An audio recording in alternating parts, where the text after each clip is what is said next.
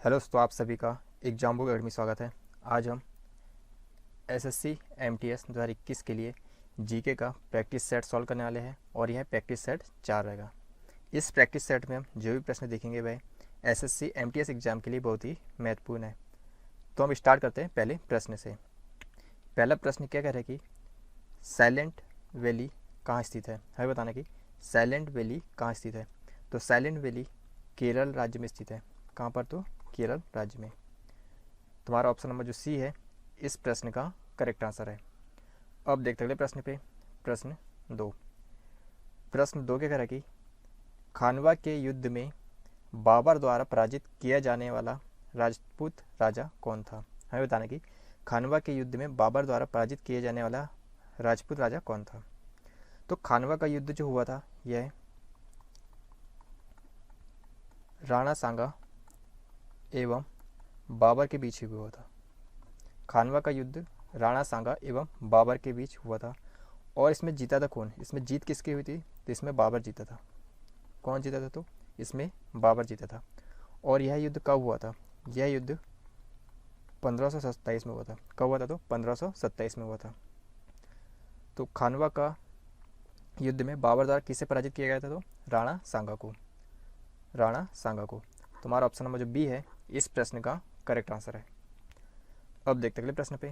प्रश्न 3 क्या कह रहा है कि सार्वत्रिक रक्तदाता वे लोग हैं जिनका रुधिर वर्ग होता है। हमें बताना कि सार्वत्रिक रक्तदाता कौन होते हैं जिनका रुधिर वर्ग क्या होता है? तो जिनका रुधिर वर्ग ओ होता है। क्या होता है? ओ। तुम्हारा ऑप्शन नंबर जो ए है इस प्रश्न का करेक्ट आंसर है। अब देखते अगले प्रश्न पे। प्रश्न 4 क्या कह रहा है कि कोचीन शिपयार्ड लिमिटेड की स्थापना कब हुई थी। हमें बताना कि कोचीन शिपयार्ड लिमिटेड की स्थापना कब हुई थी। तो कोचीन शिपयार्ड लिमिटेड की स्थापना 1972 में हुई थी। कब हुई थी? 1972 में। तुम्हारा ऑप्शन नंबर जो सी है इस प्रश्न का करेक्ट आंसर है। अब देखते अगले प्रश्न पे। प्रश्न 5 क्या कह रहा है कि किस संविधान संशोधन अधिनियम द्वारा संपत्ति का अधिकार मूल अधिकार नहीं रहा। हमें यहाँ पर बताना है कि किस संविधान संशोधन द्वारा अधिनियम द्वारा संपत्ति का अधिकार मूल अधिकार नहीं रहा। तो कौन सा संशोधन अधिनियम द्वारा? तो 44वां संविधान संशोधन अधिनियम द्वारा संपत्ति का अधिकार मूल अधिकार नहीं रहा। तुम्हारा ऑप्शन नंबर जो सी है इस प्रश्न का करेक्ट आंसर है। अब देखते हैं प्रश्न पे। प्रश्न 6 क्या कह रहा है कि ब्लड कैंसर को आमतौर पर इस नाम से जाना जाता है। हमें बताना कि किस नाम से भी जाना जाता है। ब्लड कैंसर को आमतौर पर किस नाम से भी जाना जाता है। तो इस प्रश्न का राइट आंसर होगा ल्यूकेमिया। ब्लड कैंसर को आमतौर पर ल्यूकेमिया नाम किससे भी जानते हैं। तुम्हारा ऑप्शन नंबर जो सी है इस प्रश्न का करेक्ट आंसर है। अब देखते हैं प्रश्न पे। प्रश्न 7 क्या कह रहा है कि रेलवे द्वारा महिला यात्री सुरक्षा हेतु किस पहल की शुरुआत की गई है। हमें बताना कि रेलवे द्वारा महिला यात्री सुरक्षा हेतु किस पहल की शुरुआत की गई। तो किस पहल की शुरुआत की गई? तो मेरी सहेली। रेलवे द्वारा महिला यात्री सुरक्षा हेतु मेरी सहेली पहल की शुरुआत की गई। तुम्हारा ऑप्शन नंबर जो सी है इस प्रश्न का करेक्ट आंसर है। अब देखते अगले प्रश्न पे।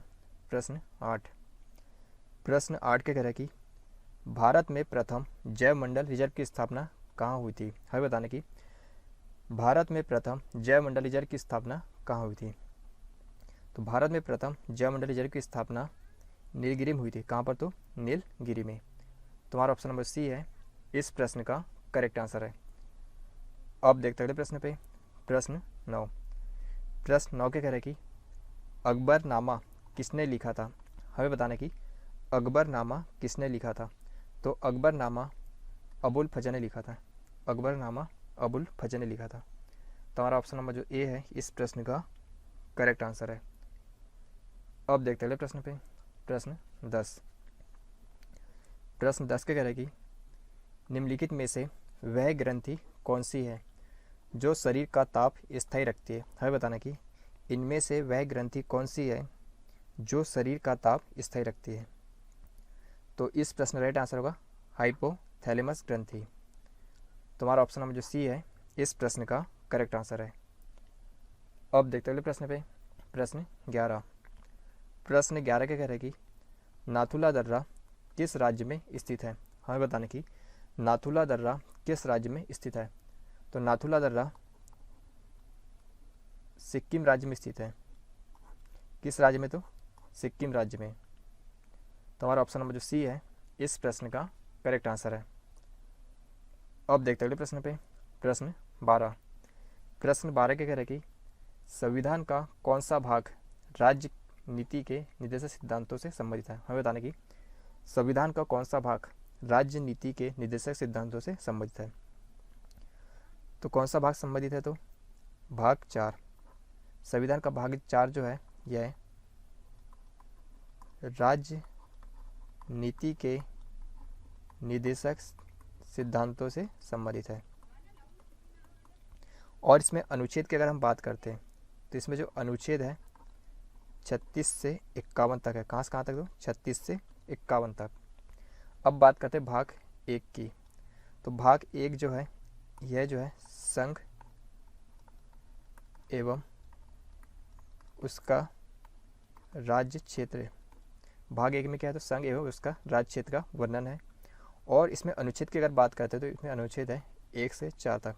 भाग 1 में जो अनुच्छेद है 1 से 4 तक है।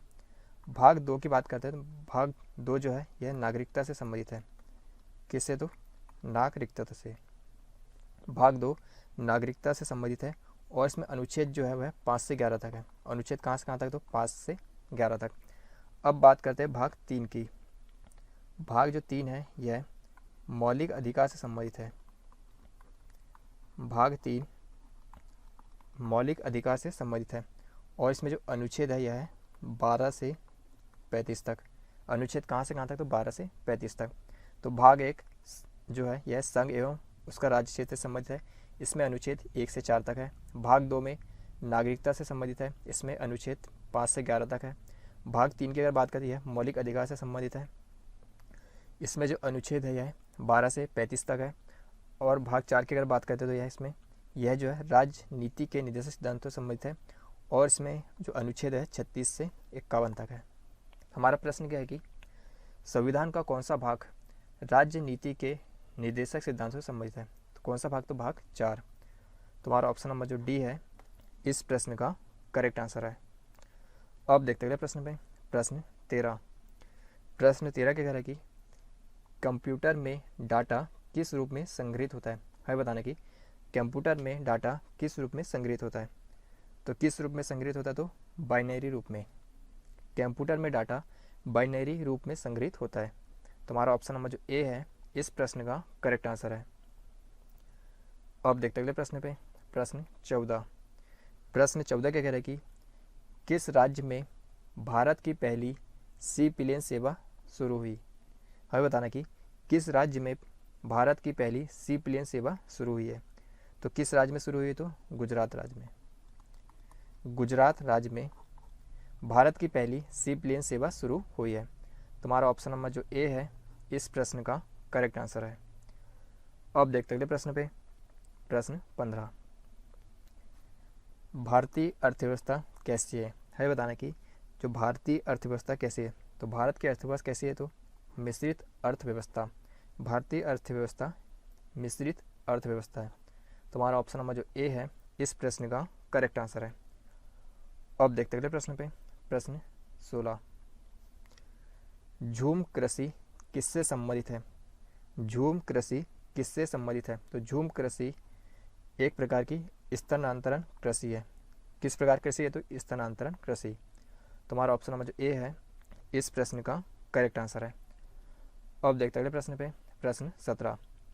प्रश्न 17 क्या कह रहे हैं कि प्रतिहार वंश का महानतम राजा कौन था। हमें बताने की प्रतिहार वंश का महानतम राजा कौन था।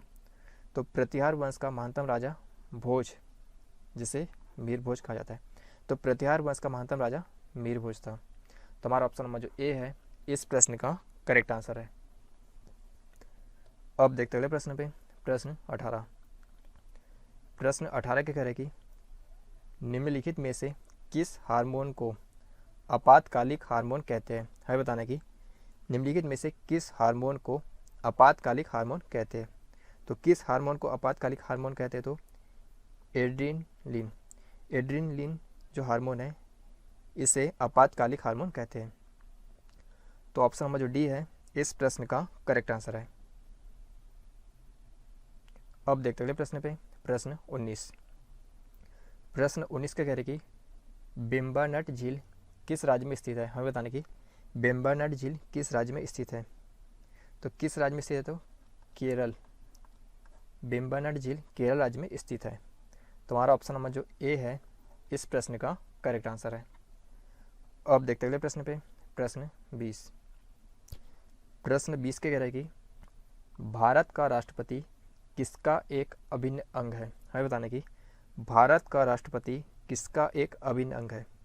तो भारत का राष्ट्रपति संसद का एक अभिन्न अंग है। तो हमारा ऑप्शन नंबर जो डी है इस प्रश्न का करेक्ट आंसर है। अब देखते अगले प्रश्न पे, प्रश्न 21। प्रश्न 21 के कह रहे कि राष्ट्रीय वनस्पति अनुसंधान संस्थान कहाँ स्थित है। हमें बताने की राष्ट्रीय वनस्पति अनुसंधान संस्थान कहाँ स्थित है। तो कहाँ पर स्थित है, तो लखनऊ में। तो राष्ट्रीय वनस्पति अनुसंधान संस्थान जो है यह लखनऊ में स्थित है। तो हमारा ऑप्शन नंबर जो डी है इस प्रश्न का करेक्ट आंसर है। अब देखते अगले प्रश्न पे, प्रश्न 22। प्रश्न 22 का कह रहे कि भाभा परमाणु अनुसंधान केंद्र कहाँ स्थित है। हमें बताने की भाभा परमाणु अनुसंधान केंद्र कहाँ स्थित है। तो भाभा परमाणु अनुसंधान केंद्र मुंबई में स्थित है। कहाँ पर, तो मुंबई में स्थित है। तो हमारा ऑप्शन नंबर जो सी है इस प्रश्न का करेक्ट आंसर है। अब देखते हैं प्रश्न पे, प्रश्न 23।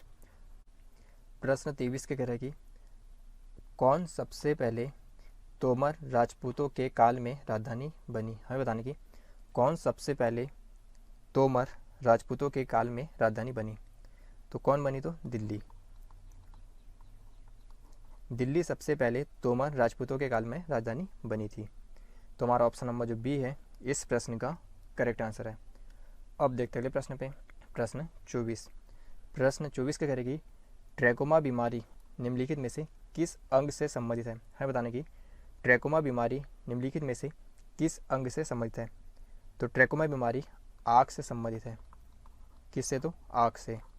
तो हमारा ऑप्शन नंबर जो डी है इस प्रश्न का करेक्ट आंसर है। अब देखते हैं प्रश्न पे, प्रश्न 25। प्रश्न 25 के कह रहे कि विश्व उपभोक्ता अधिकार दिवस कब मनाया जाता है। हमें बताने की विश्व उपभोक्ता अधिकार दिवस कब मनाया जाता है। तो विश्व उपभोक्ता अधिकार दिवस 15 मार्च को मनाया जाता है। विश्व उपभोक्ता अधिकार दिवस 15 मार्च को मनाया जाता है।